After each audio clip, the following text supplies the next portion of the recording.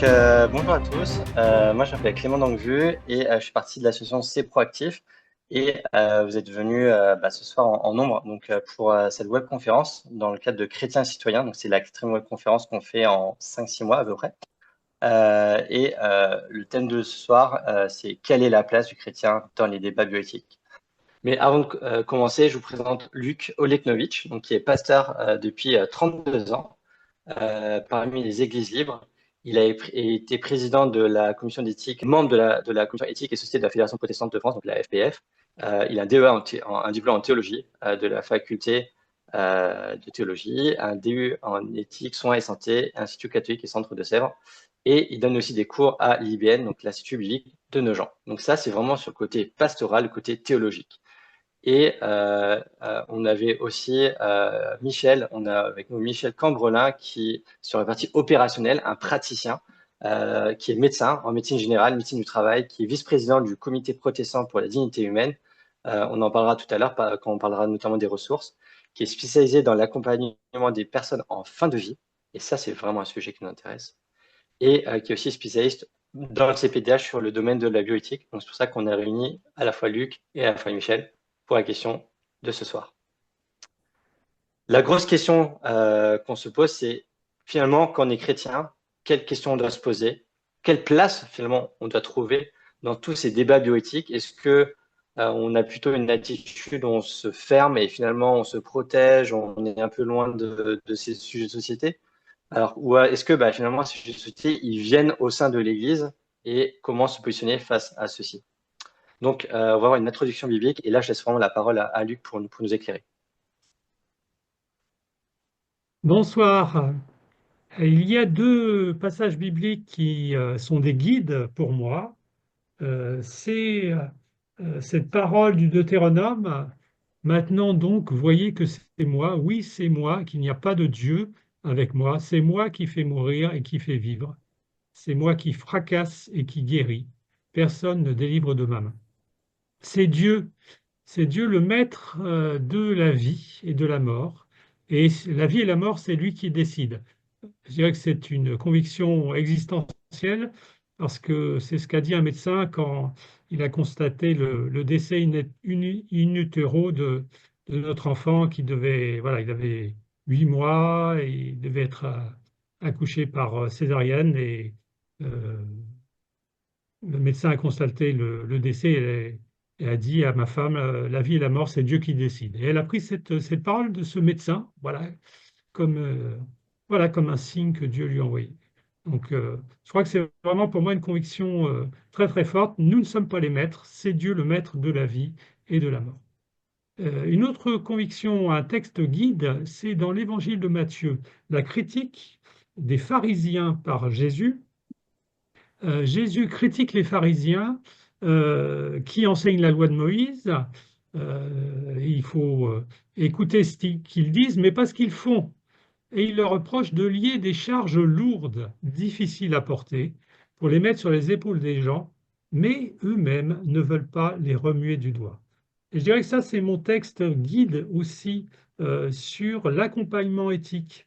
Euh, c'est non pas de mettre des charges supplémentaires sur les épaules de personnes qui sont déjà en difficulté, mais comment est-ce qu'on peut cheminer ensemble pour mieux porter cette charge, sachant que toutes les charges ne nous sont pas enlevées, mais voilà, quand on la porte à plusieurs, et bien voilà, c'est là une attitude chrétienne. Donc à la fois un fondement théologique, c'est Dieu le maître de la vie et de la mort, et un fondement éthique dans cette compassion, hein, cette compassion c'est souffrir avec, porter avec la personne la charge qu'elle porte. Qu'est-ce que la bioéthique? Alors, dans bioéthique, il y a deux mots, hein, bios en grec, la vie, et éthique, ethos qui désigne les comportements. Donc, en général, la bioéthique désigne les questions de début de vie, le statut de l'embryon, le recours à l'assistance médicale à la procréation, la question de la sélection génétique, la question de la fin de vie, avec les débats autour des soins palliatifs, euthanasie, droit au suicide, etc.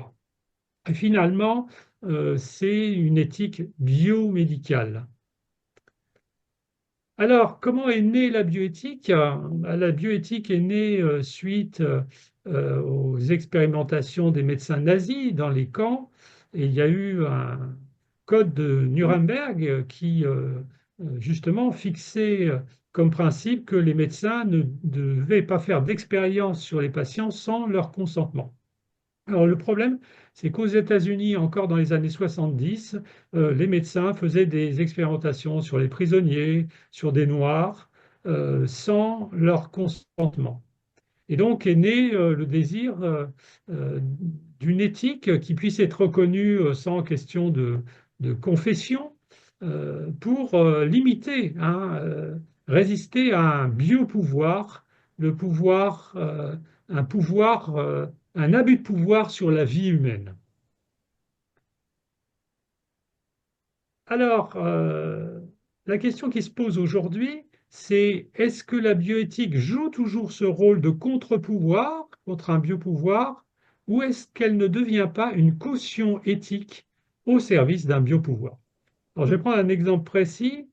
C'est l'avis du Comité consultatif national d'éthique, hein, le comité français, l'avis 129, sur l'ouverture de la procréation, l'assistance médicale à la procréation aux couples de femmes. Ce texte donne deux arguments. L'autonomie des femmes, donc c'est au nom, au fond, voilà, il faut respecter leurs désirs, elles ont droit, donc respect de l'autonomie des femmes, et euh, c'est une réponse à une souffrance pour ces couples de femmes de ne pas pouvoir avoir d'enfants. Alors, vous voyez que là, il y a vraiment une déviation au lieu de fixer au fond des règles, des règles qui encadrent, hein, alors il y a quand même quelques règles limitatives, hein, par exemple, il y avait en débat la question de la procréation assistée post le décès, par exemple, du père, hein, du géniteur, et voilà, ça a été écarté par les lois de bioéthique. Et donc, vous voyez, au nom de la souffrance, c'est-à-dire que c'est le sentiment, le certain, et on pourrait dire que c'est comme si la souffrance donnait des droits. Et donc, au lieu de poser des principes qui limitent, qui protègent le plus faible, hein, qui est l'enfant, là, dans ce cas, on va placer l'enfant dans une situation qui n'est pas ordinaire, une situation, voilà, décalée, extraordinaire.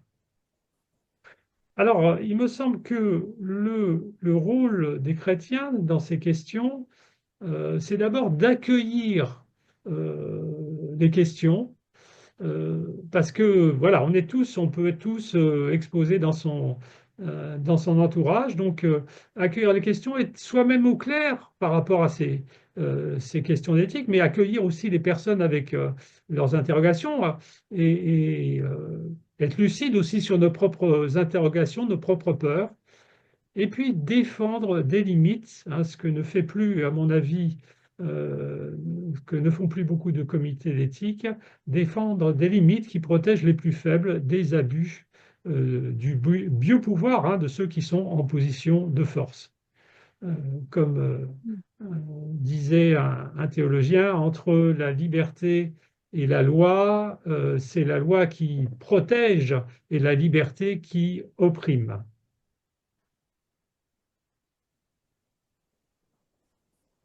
Donc je pense que voilà, les chrétiens devraient pouvoir aussi peser dans le débat public. Ok. Merci Luc, merci beaucoup. On y voit plus clair.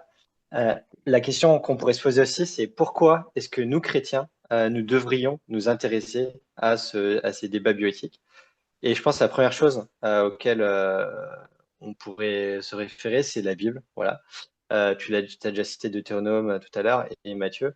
Là, c'est l'apôtre Paul qui nous dit dans Romains 12, versets 1 à 2, je vous encourage donc, frères et sœurs, par les compassions de Dieu, à offrir votre corps comme un sacrifice vivant, saint, agréable à Dieu. Ce sera de votre part un culte raisonnable, mais surtout, moi, c'est vraiment le verset 2 qui m'intéresse. C'est ne vous conformez pas au monde, donc vraiment au monde actuel, les pensées de la société, les pensées justement dans le sens de liberté pour toutes ou pour tous, mais soyez transformés, au contraire. Donc il y a un mais vraiment une attitude différente d'aller à contre-courant de la pensée. Soyez transformés par le renouvellement de l'intelligence afin de discerner quelle est la volonté de Dieu, ce qui est bon, agréable et parfait. Voilà, donc ça c'est vraiment je pense, le verset qui me guide un peu moi dans ma vie de tous les jours. Et pour aller plus loin sur ces sujets-là, pour répondre à cette question de pourquoi les chrétiens devraient-ils s'intéresser, je vais proposer à Michel de nous éclairer en donnant quatre pistes aussi. Alors, rebonjour à tous. Il est important pour pouvoir discuter de savoir, une fois que Luc nous a donné un petit peu des pistes sur la bioéthique, on aura l'occasion de le préciser encore tout à l'heure dans nos discussions, c'est que en tant que chrétien, la Bible, elle est complète. On n'a pas besoin de rajouter des choses. Pour nous, elle est la base de notre foi. Et donc, face à toutes ces questions qui sont compliquées, qui sont très techniques, eh bien, on se dit, mais comment pouvoir y répondre? Alors, déjà, avant d'aller plus loin, il y a des repères, des valeurs fondamentales que la parole de Dieu nous donne concernant justement la bioéthique. Et je vais en citer essentiellement quatre. Première valeur, c'est que la vie commence à la conception et doit être respectée. Il y a le fameux "tu ne tueras point", qui est mis dans le livre de l'Exode, "tu ne tueras point", mais qui est repris aussi par Jésus, donc dans le Nouveau Testament, en Matthieu 19, verset 18. Il y a le passage très connu du psaume 139, hein, je n'étais qu'une masse informe et tes yeux me voyaient. C'est vraiment un passage, tu m'as fait ce que je suis, tu m'as tissé dans le ventre de ma mère, merci d'avoir fait de moi une créature aussi merveilleuse. Donc, je fus tissé, je fus façonné, je dis, mon corps n'était pas caché à tes yeux quand dans le secret je fus façonné et tissé comme dans les profondeurs de la terre. Je n'étais encore qu'une masse informe, mais tu me voyais, et dans ton registre se trouvaient déjà inscrits tous les jours que tu m'avais destinés, alors qu'aucun d'eux n'existait encore. Je dirais même, quand on dit que la vie commence à la conception, c'est pour ce qui va suivre, c'est-à-dire d'un point de vue technique. Mais en fait, la vraie réponse, c'est que la vie commence avant même la conception. Mais sur Terre, elle commence à la conception. Mais avant, nous existons déjà dans l'amour et dans le cœur de Dieu. Parce qu'avant que nous existions sur Terre, Dieu nous voulait déjà et connaissait déjà nos jours et ce qui nous caractérisait. Il nous a voulu. Et donc, ça, c'est très important. On pourrait parler beaucoup de choses là-dessus, mais on n'en a pas le temps ce soir. Ensuite, deuxième chose, Dieu a donné à la notion de dignité humaine des justifications supplémentaires à celles qui existent déjà. Donc, dans le domaine de l'éthique, quand on parle de dignité, que l'on doit respecter la dignité humaine, cela veut dire que la dignité est une qualité qui est en nous, en tant qu'être humain, qui nous distingue des animaux, qui est quelque chose que nous avons je parle d'une manière générale dans le monde, c'est quelque chose qui est défini, qui a été posé par la Déclaration universelle des droits de l'homme.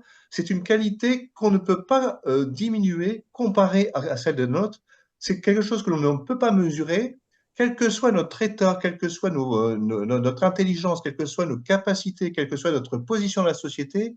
Nous avons tous la même dignité et on ne peut pas dire, on ne peut pas la mesurer. C'est quelque chose qui est en l'homme et donc qui fait que cet homme doit être respecté. C'est ce qui le différencie des autres êtres vivants, cette notion, je dirais, difficile à définir, donc de dignité humaine. Mais lorsque l'on rencontre Dieu, lorsque l'on se tourne vers Dieu, eh bien, on a des bonnes raisons, je dirais, de dire qu'on est quelqu'un à part finalement. Ces raisons sont les suivantes. Premièrement, c'est que Dieu nous a aimés. Il nous a créés à son image. Hein. Genèse chapitre 1, verset 27, il nous a voulu. Ensuite, il nous a aimés, vous connaissez ce fameux passage de Jean 3,16, parce qu'à tel point qu'il a donné son propre Fils pour venir nous sauver. C'est-à-dire que pour Dieu, même si à nos yeux, nous dépressions, nous sommes quelqu'un qui compte, quelqu'un pour qui son enfant, son fils, Dieu, a versé son sang sur le supplice de la croix. Il n'a pas hésité à le donner. Hein. Ensuite, la troisième chose qui, je dirais, nous motive à nous respecter les uns les autres et qui fait que Dieu nous aime et dans un sens nous respecte aussi, c'est que chaque jour de la vie de l'homme est précieux aux yeux de Dieu, son créateur. Et donc cette valeur de la dignité, c'est pas nous qui nous la donnons, c'est pas simplement une définition abstraite qui fait que l'homme est l'homme et qu'il ne peut pas être comparé aux autres êtres vivants, c'est aussi le fait que c'est Dieu qui a donné à l'homme sa valeur. Donc c'est Dieu qui a donné à nous la valeur que nous avons. Et c'est pourquoi la valeur de la vie, la valeur de l'être humain doit être vraiment respectée et n'est pas mesurable. Et c'est pas nous qui décidons quelle dignité nous avons, parce que d'une part, cette déclaration universelle des droits de l'homme nous dit, eh bien, nous avons cette qualité intrinsèque qui ne peut pas être diminuée ni mesurée, mais c'est Dieu lui-même qui nous a voulu. C'est pas nous qui nous avons voulu, c'est pas nous qui avons décidé d'exister, c'est Dieu qui a voulu que nous soyons là. Et c'est pour ça, et que cette valeur, eh bien, elle est tellement importante que Dieu a payé un prix très fort pour que nous puissions être rachetés, pour que nous puissions être réconciliés avec lui. Et donc, voilà ce qui motive cette notion de dignité humaine et qui motive d'ailleurs le CPDH que je représente. Ensuite, la notion de sexualité de procréation, puisque nous allons en parler dans le domaine de la bioéthique, puisque c'est le domaine du comportement face à ce qui touche les domaines de la vie humaine hein, et du soin de la vie, de la reproduction, on va le dire après. Et donc, c'est que la sexualité et la procréation humaine dépassent simplement la simple notion de reproduction animale, de multiplication. Hein. Bien sûr, l'homme, c'est vrai, procrée, soyez féconds et multipliés, mais à l'image de Dieu, il décide. Il a une décision sur sa procréation. Ce n'est pas une procréation, je dirais, automatique. Le but n'est pas uniquement la préservation de la vie et de l'espèce, mais c'est quelque chose que l'homme a le pouvoir de décider à l'image de son Dieu qui a créé le monde par sa décision et qui l'a béni. Hein, nous voyons ça dans le premier chapitre de la Genèse. Ensuite, c'est à noter que dans nos valeurs fondamentales, en tant que chrétiens, donc évidemment là je ne vais pas m'étendre là-dessus, ça nous mènerait trop loin, mais en une phrase, elle est inscrite devant vous, la procréation n'est permise par Dieu que dans un certain cadre, qui est celui d'un couple marié et formé d'un homme et d'une femme. C'est-à-dire que la procréation était prévue, voulue par Dieu, dans le cadre de dans cette complémentarité, cette altérité qui s'unit entre l'homme et la femme. Hein, je vous renvoie à la Genèse et à Ève. Ensuite, indépendamment de la création, la sexualité en soi n'est pas une malédiction, n'est pas un plaisir interdit. Non, le plaisir de la sexualité, contrairement à ce qu'il y a pu y avoir dans l'histoire de l'Église autrefois, dans le couple marié, est décrit comme une chose qui est bonne aux yeux de Dieu. Et donc, je vous ai indiqué ici quelques versets bibliques que vous pourrez réfléchir, Proverbe 5, et bien sûr, le livre du Cantique des Cantiques, et enfin, le passage de Paul sur le thème de la sexualité et du mariage en 1 Corinthiens chapitre 7. Enfin, par conséquence de ces valeurs, toute intervention sur la reproduction humaine ne pourrait être compatible avec ces principes qu'à la condition donc d'agir dans le respect de la vie, et cette vie commence dès la conception. Pourquoi? Alors, qu'est-ce que c'est que la conception? Eh bien, on peut la définir comme le moment où le spermatozoïde, donc on va rentrer un peu dans un peu de la biologie, pénètre dans l'ovocyte. Donc, le gamète mâle rencontre le gamète femelle pour y partager son patrimoine génétique et fonder ainsi un nouvel être vivant.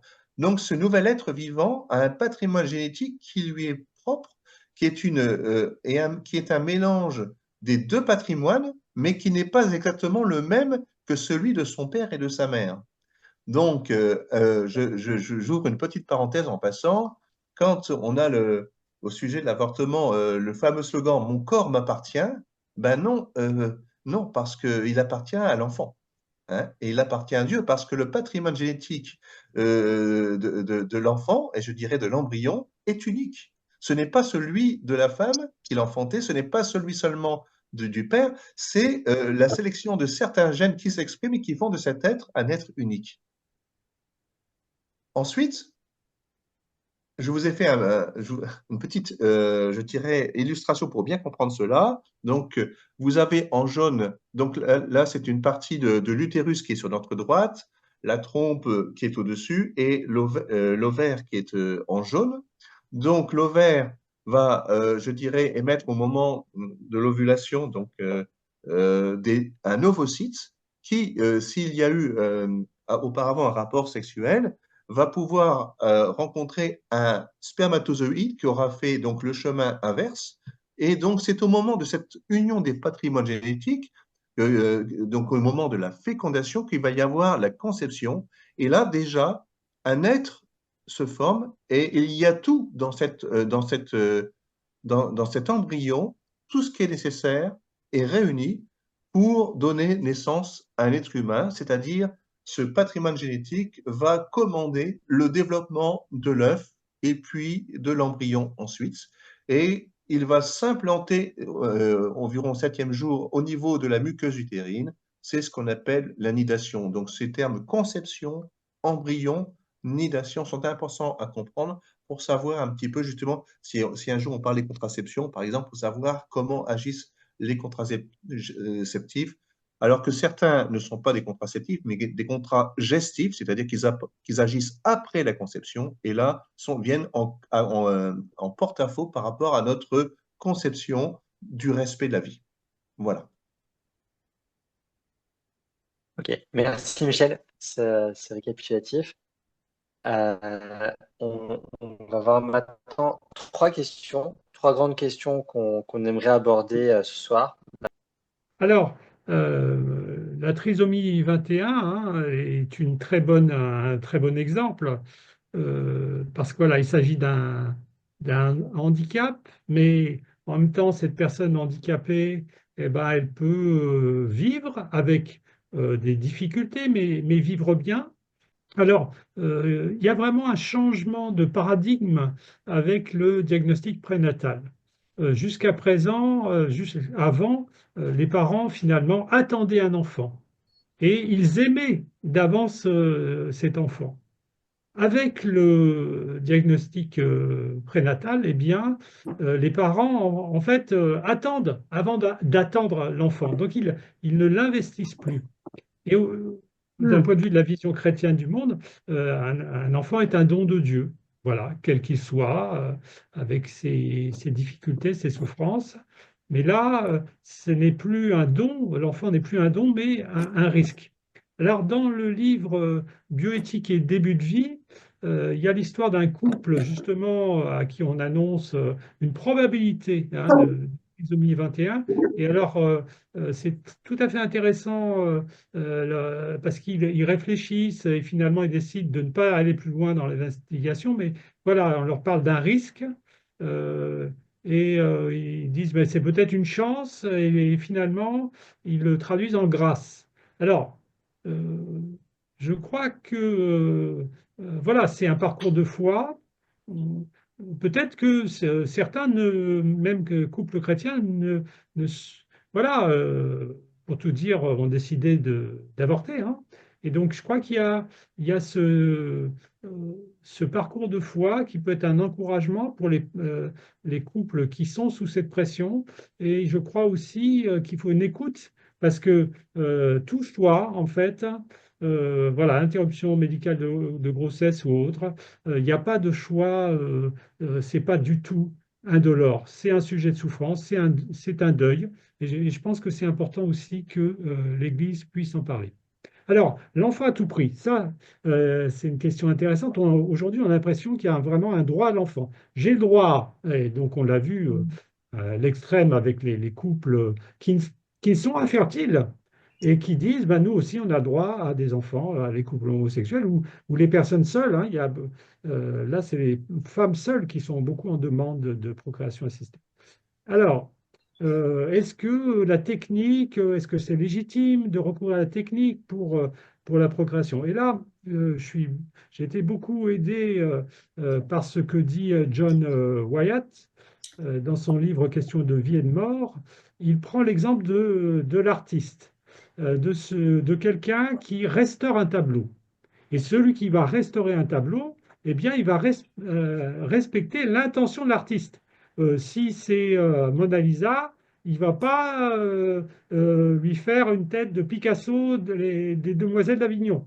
Et je trouve que c'est une très bonne image. Et il dit, ben voilà, quand la technique répare le potentiel du couple, hein, elle reste dans le projet de Dieu. Mais quand la technique, au fond, invente ou aboutit à l'élimination, lui, il dit qu'il faudrait éviter la congélation d'embryons et qui pose des tas de problèmes, hein, parce qu'après, il y a des embryons en stock, les parents ne savent pas en quoi en faire. Euh, donc, quand c'est dans le couple, quand il n'y a pas congélation d'embryons, eh bien, voilà, c'est une technique qui est réparatrice. Alors, c'est une technique qui est quand même, il faut le dire aussi, extrêmement lourde en particulier pour les femmes. Donc, il faut que le couple soit bien au clair avant de s'embarquer dans un tel projet et puis de voir si justement, si à échec, eh bien, est-ce qu'on est vraiment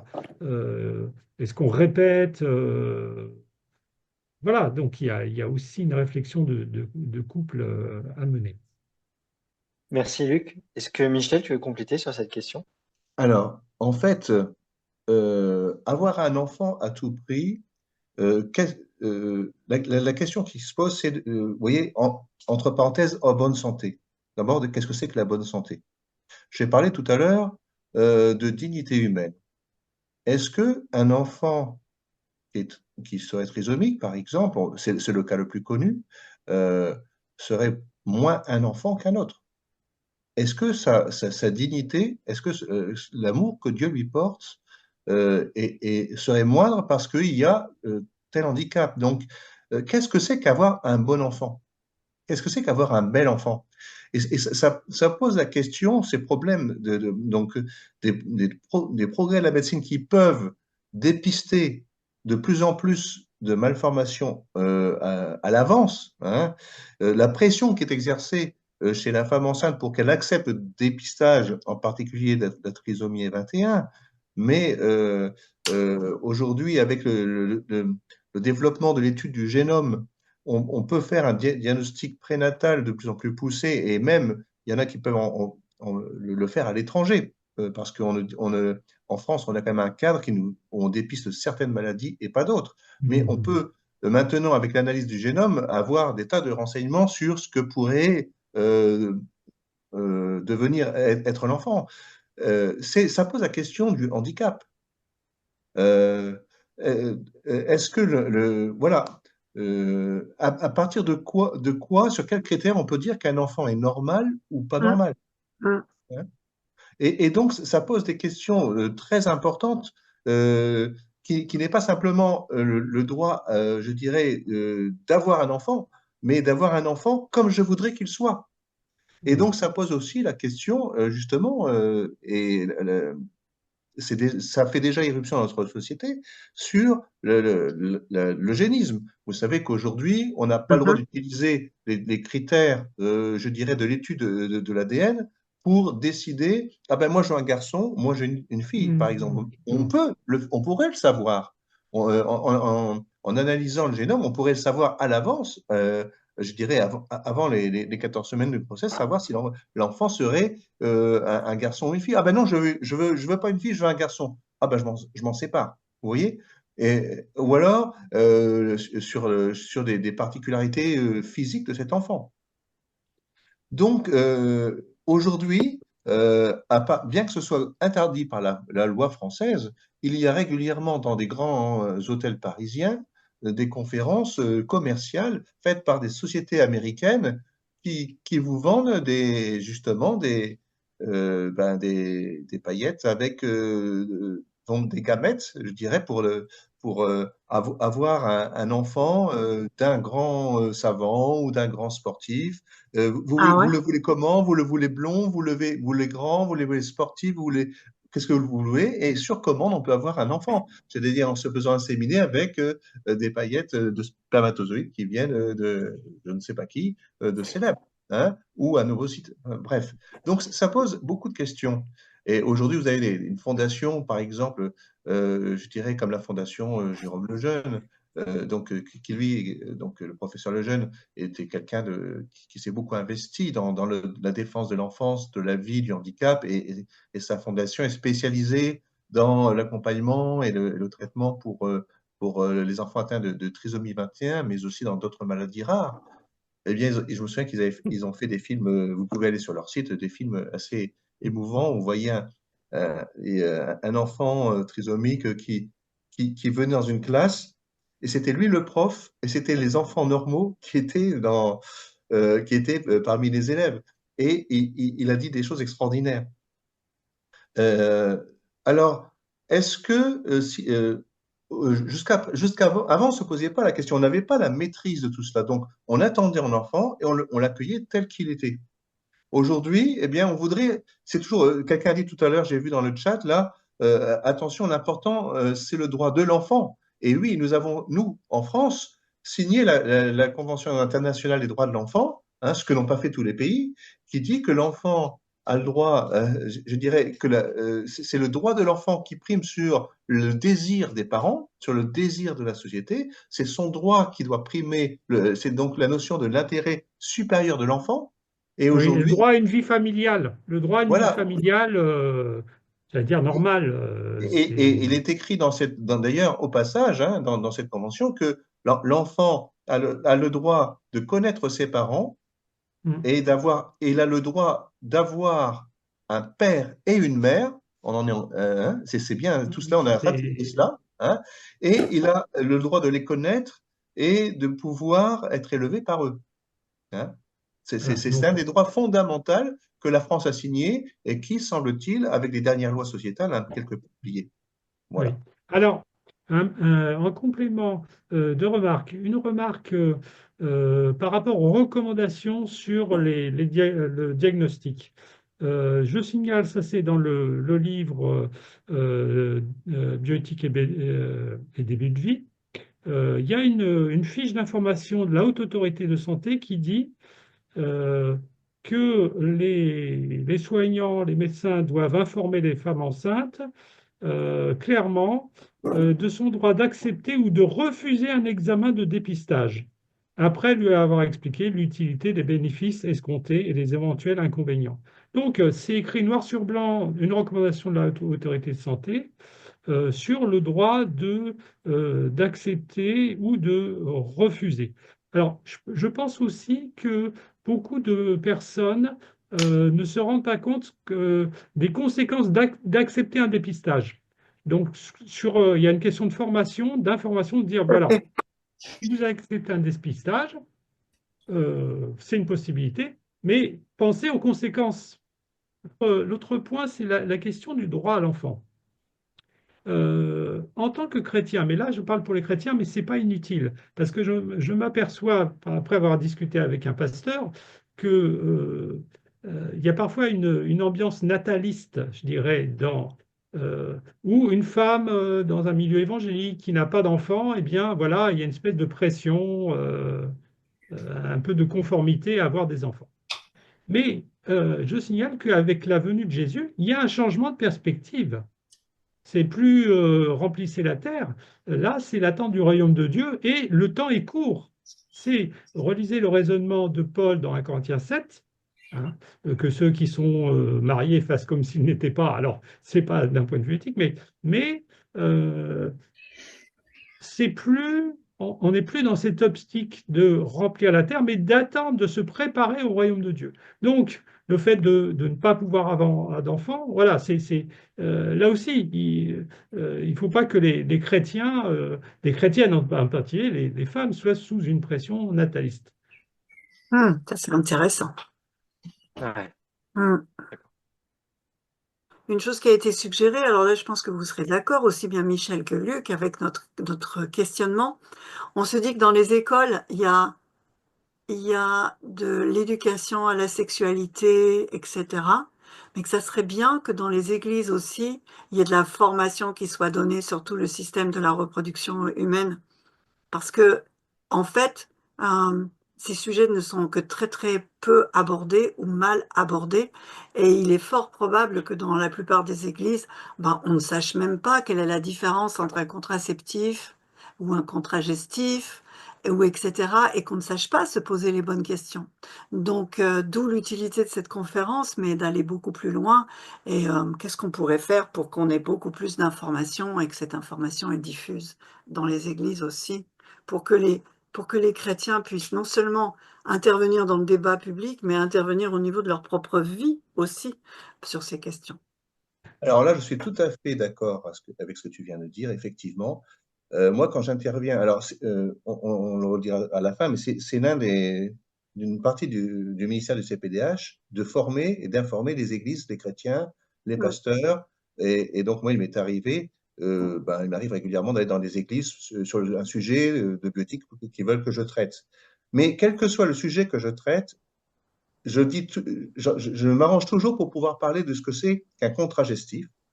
Et quand et je glisse toujours une phrase, même si c'est pas le sujet de mon intervention, de dire par exemple que le stérilet, avec ou sans progestérone, eh bien, est un moyen non pas contraceptif, mais contragestif, c'est-à-dire qu'il agit après la conception en empêchant la nidation. Enfin, c'est l'un de ses modes d'action.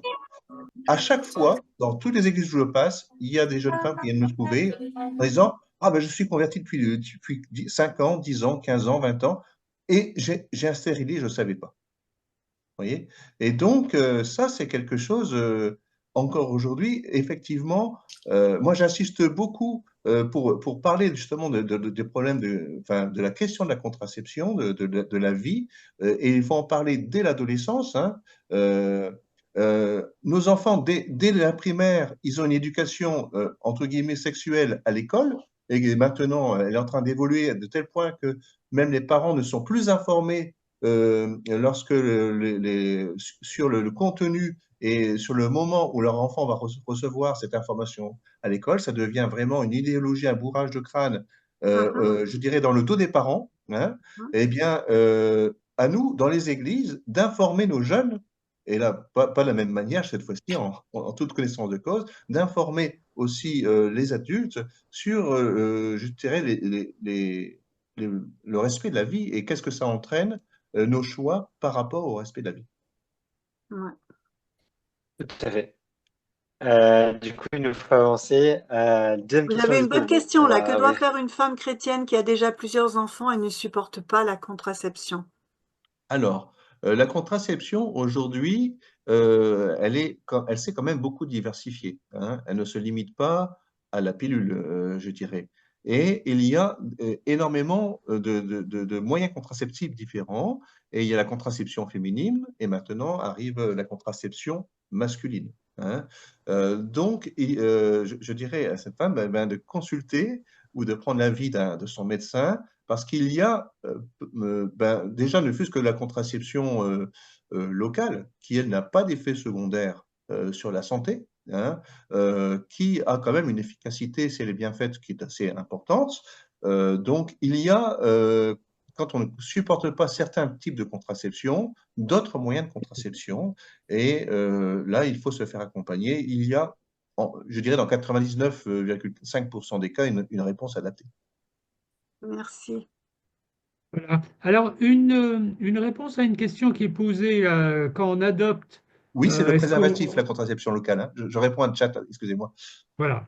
Et oui, moi je réponds au chat qui demande quand on adopte un enfant, est-ce que voilà, on le choisit, est-ce que c'est mal? Mais je dirais que c'est pas du tout la même chose parce que c'est la rencontre de deux personnes, c'est pas la fabrication d'enfants. Le problème avec la sélection, voilà, soit par élimination, soit par sélection génétique, on va choisir l'embryon qui a le bon patrimoine génétique. Eh bien, on est dans la fabrication d'enfants.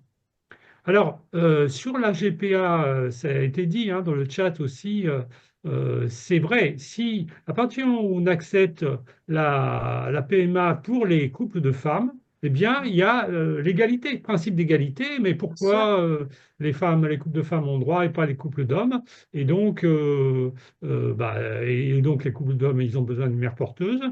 Et donc, oui, il y a une pression. Il y a eu un arrêt de la Cour de cassation qui a pour la première fois validé l'adoption, alors c'était au Canada, un couple qui avait donc eu recours à une mère porteuse.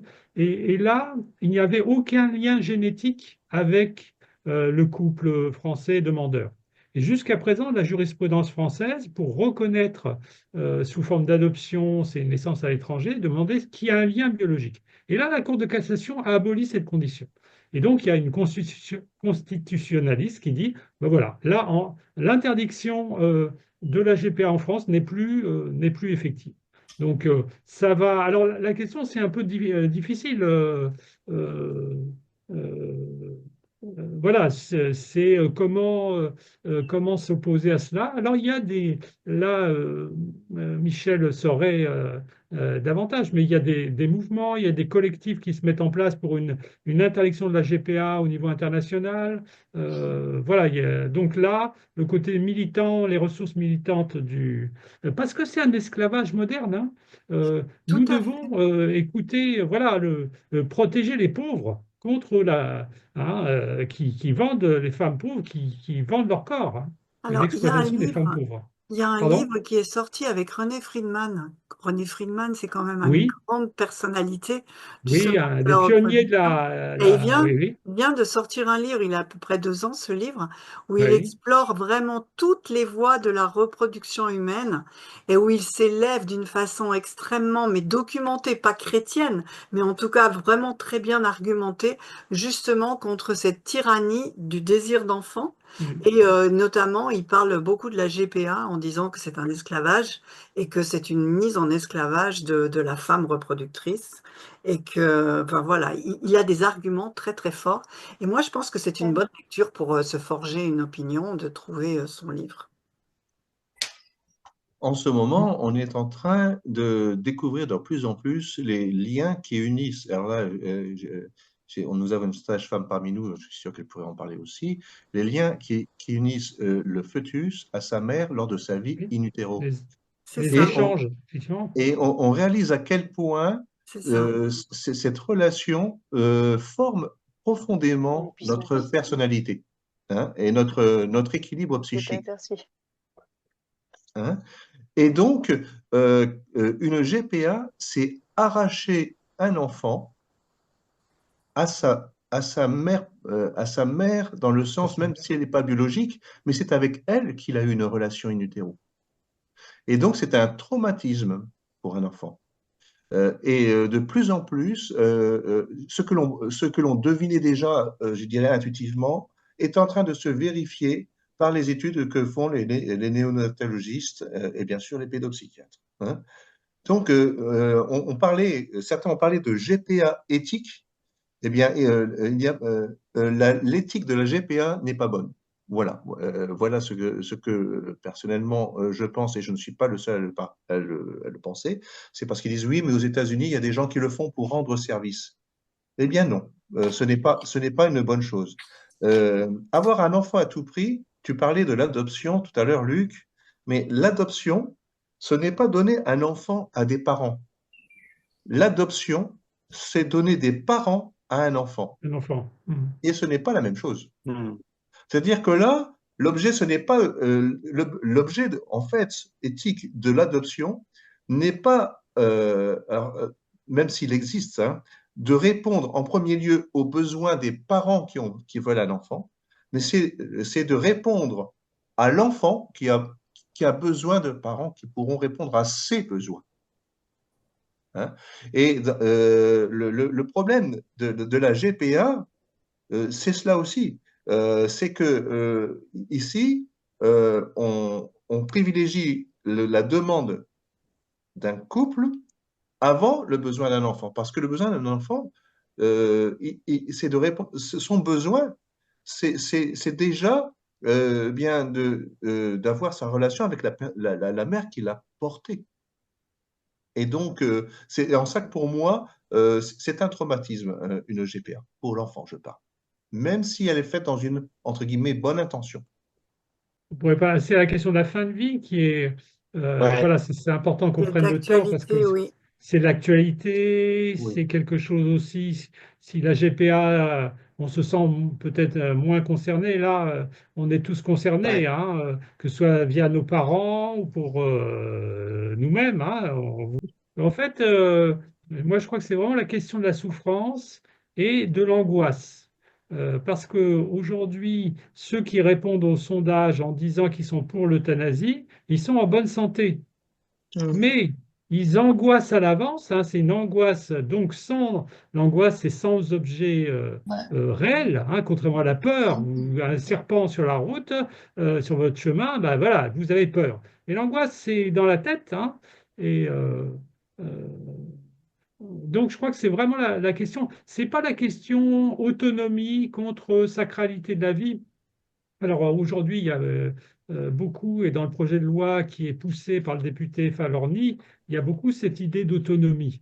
Mais la réalité, c'est la peur, l'angoisse, Mhm. et ceux qui souffrent réellement. Et que ceux qui souffrent ne sont pas forcément pris en charge comme ils devraient l'être. Voilà. Alors qu'il y a des réponses, et ça, c'est ça le problème. Et d'ailleurs, dans l'avis de la Commission nationale d'éthique, il était dit que voilà, il faudrait d'abord s'assurer qu'il y ait des moyens suffisants en soins palliatifs pour prendre en charge la douleur.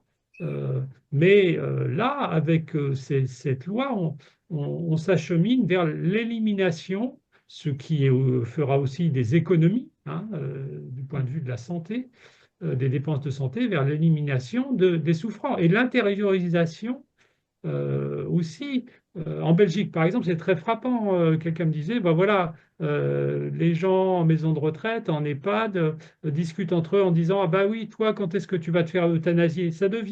Voilà, ça devient un processus. Il y a une banalisation, ça devient un processus normal. Et les gens fragiles, ils sont poussés. Ah oui, je suis une charge. Ils vont être poussés vers la sortie. Alors que je crois que c'est l'écoute, effectivement, c'est la première réponse à la souffrance. D'abord, c'est la présence, qui n'est pas évident, hein, d'accompagner quelqu'un qui souffre. Et ben voilà, il y a aussi des moyens pour soulager. Mais le premier soulagement, hein, c'est d'être accompagné. Alors, il y a une question qui dit, mais est-ce qu'il ne faut pas écouter le désir des gens Mhm. de vouloir mourir? Oui. Alors, il y a une différence assez intéressante. Ça, c'est Patrick Versperen, bioticien catholique, qui m'avait rendu attentif. Il y a la différence entre l'expression je veux mourir et le désir de mourir. Ah, C'est-à-dire que très souvent, le désir, c'est pas de mourir, c'est d'être soulagé. mm. Hein. Donc là, les prophètes disent, hein, Élie disent, voilà, je ne vaux pas mieux que mes pères, etc. Seigneur, voilà, reprends ma vie. Mais finalement, euh, le désir profond de la personne, c'est pas forcément de mourir. Vous voyez la différence entre l'expression de la souffrance et un réel désir de mourir. Ouais. En fait, les demandes d'euthanasie, euh, alors comme tu le dis, Luc, ont besoin d'être entendues, écoutées, et on peut y apporter, dans la plupart des cas, une réponse. Contrairement à certains sondages, chez les bien portants majoritairement favorables à l'euthanasie, la demande est rare. Moins de Mm. 5% des personnes en soins palliatifs demandent une euthanasie. Et pourtant, ils sont dans des moments de dépendance, de souffrance. Ils savent qu'ils vont mourir, que leurs jours sont comptés, même s'ils ne savent pas combien de jours il leur reste. Et ce que l'on remarque dans les services de soins palliatifs, c'est qu'il y a une fluctuation dans le temps chez les patients qui sont en fin de vie entre désir de vivre et Ouais. désir de mourir. Hein. En soins palliatifs, une demande d'euthanasie est un signe de détresse. En fait, c'est un appel à l'aide, Mm. un appel à l'aide à une souffrance particulière. Et on pourrait les résumer comme à peu près les principales demandes. C'est par exemple la demande qui est tout à fait agitée aujourd'hui comme un chiffon rouge pour faire peur aux gens.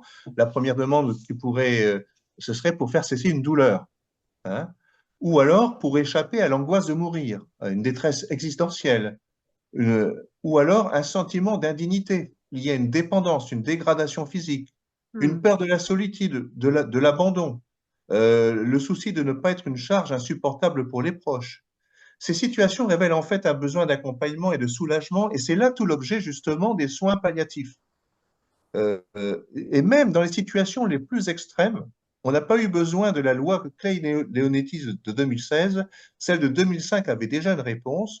Il y a en soins palliatifs une technique qu'on appelle la sédation réversible. C'est-à-dire que, en fonction, s'il y a une douleur ou une souffrance ou une angoisse qu'on n'arrive pas à soulager, on endort la personne et on dose cette sédation, mais on garde un contact avec elle par des moments de réveil et on voit comment elle se comporte et on adapte le traitement. C'est une technique qui est bien connue et est utilisée depuis longtemps dans les soins palliatifs et qu'on a passé complètement sous silence dans ces demandes de sédation profonde et continue jusqu'au décès, puis maintenant, qui a conduit logiquement d'ailleurs à ce projet de loi sur l'euthanasie. En fait, après analyse de leurs demandes, quand on a eu une écoute, hein, et quand on a répondu à cette demande, que ce soit qu'on a soulagé correctement la douleur, qu'on a répondu à cette angoisse existentielle, ou quand on a apporté une réponse à cette souffrance, par exemple, par rapport à la dépendance ou le fait d'être rabataire, etc., de se sentir diminué, 90%, et ça, ce sont des statistiques qui ont été faites je dirais dans les soins palliatifs, 90% des demandes d'euthanasie, qui sont déjà rares, hein, je vous rappelle qu'elles sont moins de 5% des patients, eh bien, ces demandes disparaissent. Enfin, face à cette demande d'euthanasie, il y a une autre question que je voudrais poser. Quel est le message à travers cette loi sur l'euthanasie nous envoyons aux citoyens par notre choix de société? Jusqu'à présent, en interdisant l'euthanasie, nous avons une loi qui nous dit chaque personne, vous qui êtes diminué, vous qui êtes handicapé, vous qui êtes grabataire au fond de votre lit, vous comptez pour nous. Vous êtes important. Et je vais employer un terme très à la mode, quoi qu'il en coûte, on va vous soulager. Le choix de l'euthanasie, ça va déprécier la valeur de la vie en général et de la vie de ceux qui sont diminués en particulier. Parce que quand on doute de soi-même, de la valeur de notre vie, parce qu'on se sent diminué, ce que nous disent les autres, le message que nous envoie la société est extrêmement important. Donc, et je crois que ça, pourquoi l'euthanasie n'est pas simplement une affaire personnelle, Oui, c'est un choix de société, c'est parce que c'est un message très puissant que l'on envoie par rapport à tous ceux qui sont dans une situation de fragilité. Et donc, on voit dans les pays qui ont adopté avec plein de garde-fous des lois sur l'euthanasie, comme aux Pays-Bas ou en Belgique, on a la même dérive que pour l'IVG. Et maintenant, on se pose la question de dire, mais quelqu'un qui est en dépressif, eh bien, il a envie de mourir, et après tout, pour lui, c'est une souffrance. Est-ce que vous, monsieur le dépressif, est-ce que vous jugez votre souffrance insupportable? Ah oui, je la juge insupportable. Et forcément, quelqu'un qui est en dépression va estimer sa souffrance insupportable. Pas de problème, on a la réponse, on va vous euthanasier. On s'est posé la question au Canada s'il n'était pas légitime de proposer systématiquement une euthanasie à des personnes au-delà d'un certain âge. Alors, ils n'ont pas franchi le pas, mais la question a été vraiment posée. Donc, si on prend l'histoire justement de l'IVG qui devait être une exception, hein, écoutez le discours de Simone Veil sur le site de l'INA, ça devait être une exception. Aujourd'hui, c'est un droit fondamental, un droit constitutionnel. Il n'y a plus de prévention d'IVG en France. Il n'y a plus de prévention. Eh bien, on a assisté pour cette loi sociétale de l'IVG, en Belgique, qui est le modèle sur lequel les Français veulent se baser, hein, eh bien, aux mêmes dérives. Aujourd'hui, on disait, mais ce sera l'exception, c'est vraiment pour les cas extrêmes de souffrance, etc. Et maintenant, on banalise pour des jeunes qui ont une souffrance morale, voilà, plutôt que de les accompagner. Et là, plutôt que de répondre aux besoins de soins palliatifs, d'accompagnement, qui sont coûteux, qui sont lourds à mettre en route, eh bien, voilà. Oui, je vois là, nous sommes passés du délit d'incitation au délit d'entrave à l'IVG, et il y aura aussi dans la loi qui est prévue sur l'euthanasie, qui est en discussion, le délit d'entrave, hein. Oui, Donc, alors ça, c'est extrêmement grave, hein, cette création d'un délit d'entrave à l'euthanasie. Ça veut dire que un psychologue qui dirait, mais voilà, en fait, vous êtes en dépression et il ne faut pas prendre ce genre de décision. Ça pourrait être une entrave alors à un désir d'euthanasie. Vous voyez, là, il y a un lobbying de députés qui, effectivement, avec Falorni en tête, qui font pression pour que ça devienne un droit sur lequel on ne peut pas, voilà, on n'a pas de prise. Le problème, alors je crois que quand on discute avec des personnes, elle dit, mais c'est mon choix, donc il faut les rendre sensibles à cet aspect collectif, et puis peut-être aussi écouter quelle est votre histoire. C'est-à-dire que les personnes qui sont favorables à l'euthanasie peuvent avoir une histoire de traumatisme, de fin de vie, de proches difficiles. Voilà, donc je crois qu'il faut différencier le côté singulier, hein, voilà, qui mérite d'être écouté. Et puis la loi, c'est une règle générale pour tous. La loi ne peut pas, elle n'est pas faite pour les exceptions. Vous voyez? La loi, c'est un cadre général qui doit protéger les plus faibles. Et là, on crée une pression sur les plus faibles à ce qu'ils se disent, ben, je suis une charge, donc ben, je vais demander l'euthanasie, je vais demander le suicide. C'est une société dépressive, hein. C'est une société qui pousse à la mort, hein. C'est tout à fait frappant spirituellement, hein. La solution à vos souffrances, c'est la mort. Ben, nous, en et tant que l'appui chrétiens, la bonne délictuel a nouvelle, ben, été, c'est la vie avec le Christ, hein. J'ai un pasteur canadien qui me disait que au Canada, ils ont aussi pas mal d'avance, entre guillemets, sur ce côté euh, très, très, très ouvert et que quelque part, un peu, c'est le sens de la vie qui vaut la peine d'être vécu et ça vaut pas la peine d'être vécu si on est dans la souffrance. Donc, en fait, ben voilà, si on laisse de côté, en fait, dès que ça vaut pas le coup, en fait, dès que on souffre. Enfin, tu vois, c'est suivant ça. Alors, c'est une Ok, le question on aussi Canada, pour les va bientôt chrétiens. conclure. Donc, Voilà, juste pour les chrétiens, ouais. quel est notre rapport à la souffrance? Est-ce que la vie chrétienne, c'est d'éviter toute souffrance? Je pense qu'il y Bien a un sûr vrai que non. problème aujourd'hui. C'est pas né pour souffrir, mais ça veut dire que la vie et la vie chrétienne n'est pas sans souffrance. C'est pas né pour souffrir, Mm. c'est voilà, Dieu veut mais heureux ceux qui pleurent, ils seront Ouais, consolés, hein. C'est pas du ouais, tout l'éthique. ouais. Je L'éthique, pense qu'il y a effectivement, je pense qu'il y a un message aujourd'hui très coucounant dans nos églises, voilà, le, hédoniste, comme hédoniste. hédoniste, oui. Crois en Jésus et ta vie sera juste magnifique, tu vas échapper à tout. Or, c'est pas tout Mhm. à fait le vrai message de l'Évangile, Ah, non. euh, qui est beaucoup plus avec Jésus, je serai avec Mhm. toi dans tout ce que tu vas Voilà, traverser. exactement. Et la paix que je donne et la joie que je donne, Mhm. elle se voit particulièrement dans les moments difficiles que tu vas traverser. Mhm. Parce que évidemment, c'est facile d'être dans la paix et la joie quand tout va bien. Oui, oui. Et du coup, c'est peut-être aussi un message qu'il faudrait redonner à nouveau, que la souffrance fait partie de notre vie et que Jésus est avec nous dans cette souffrance. Ouais. Mhm. Peut-être Luc, je te laisse la parole pour en 1 minute nous expliquer quelles sont les ressources disponibles. Alors, je vous signale certains livres. Donc, deux livres parus aux éditions Ménonites, Bioéthique et début de vie. Et là, vous voyez le second, Bioéthique et fin de vie. L'intérêt, c'est que ce sont des expériences qui sont analysées donc de personnes qui traversent des épreuves. Voilà, un diagnostic de trisomie, euh, voilà, des questions de fin de vie, avec une analyse pastorale. Donc, ça, c'est moi qui ai fait cette analyse, et un médecin à chaque fois qui fait une analyse médicale de la situation. Donc c'est très concret. Le site de la commission d'éthique, alors en fait notre site a été piraté, donc je vous renvoie sur le site de l'Union des Églises libres où il y a nos textes aussi, heureusement. Voilà.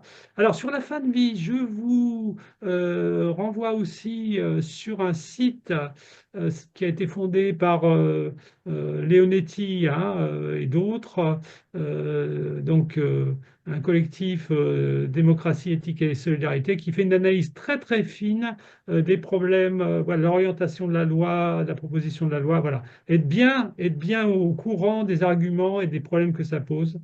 Voilà. Le ex-Union évangélique médicale et paramédicale, c'est voilà, un réseau chrétien de soignants chrétiens. Et c'est très important parce qu'ils vont se soutenir les uns les autres, ils vont se former.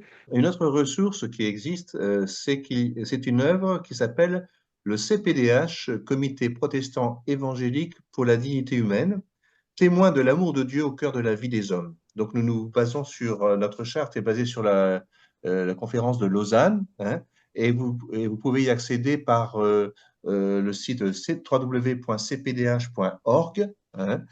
Même si on est minoritaire sur un point de vue, c'est de faire briller la lumière au sein des ténèbres afin que les personnes puissent avoir une aide pour discerner ce qui est bien et ce qui est mal. Je vous rappelle hein, ce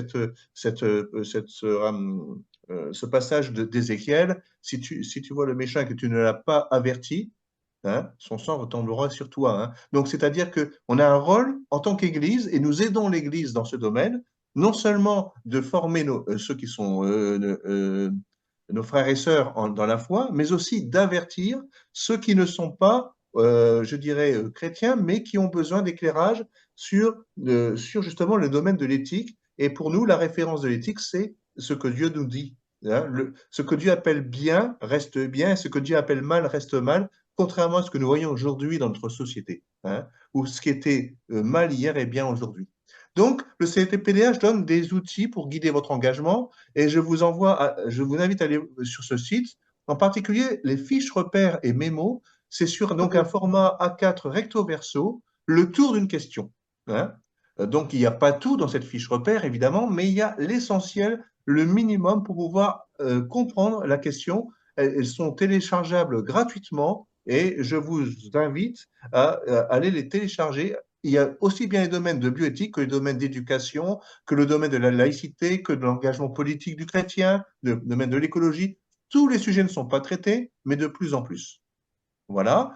Et enfin, le principe d'action du CPDH pour les chrétiens, c'est informer, prier, agir.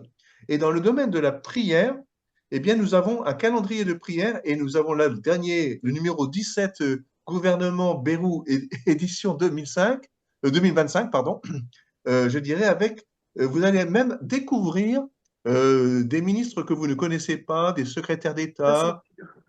Ils sont tous là-dedans, hein, ils sont à jour et vous pouvez prier pour eux, car en priant pour eux, eh bien, nous les bénissons et nous leur permettons peut-être d'entendre justement ce que Dieu a à leur dire. Donc, prions pour nos autorités. Nous avons la même chose pour l'Europe et nous avons aussi même un calendrier de prière pour le monde, toujours sur le site du CPDH, téléchargeable gratuitement. Voilà, et vous pouvez vous inscrire sur la newsletter du CPDH où à la fin de la semaine, vous avez un condensé de l'actualité de l'éthique avec de temps en temps un point de vue du CPDH qui est développé. Je vous remercie. Excellent. Ok, je vais juste conclure la séance par la prière par rapport aux différents sujets qu'on a évoqués sur la bioéthique. Seigneur, je te prie, nous venons devant toi vraiment avec humilité, avec reconnaissance, conscient des défis que le monde traverse sur ces questions bioéthiques. Et Seigneur, on prie vraiment que tu puisses nous ouvrir l'intelligence, mais également notre cœur pour comprendre les enjeux profonds qui touchent à la vie, à la dignité humaine qu'on a évoquée et à ta création.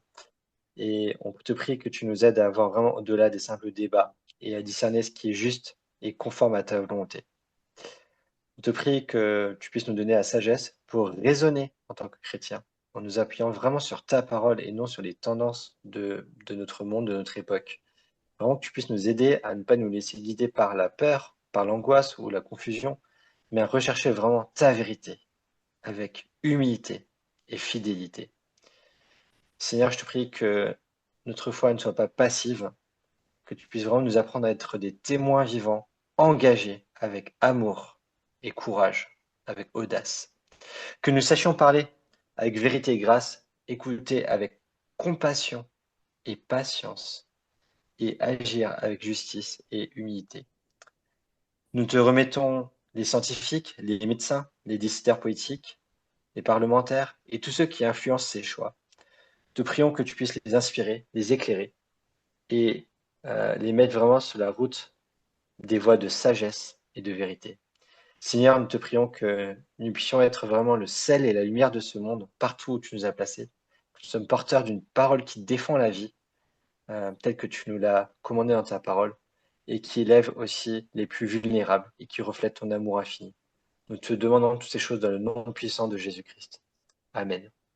Amen. Amen. Eh bien, D'accord. bonsoir tout le monde. Bonsoir à tous. Bonsoir à tous. Bonsoir. Au revoir. Bonsoir et merci. Merci beaucoup. Merci. Au Bonsoir, revoir, merci beaucoup. Au Bonne revoir, soirée. merci. Au revoir. À bientôt. Au revoir. Merci beaucoup.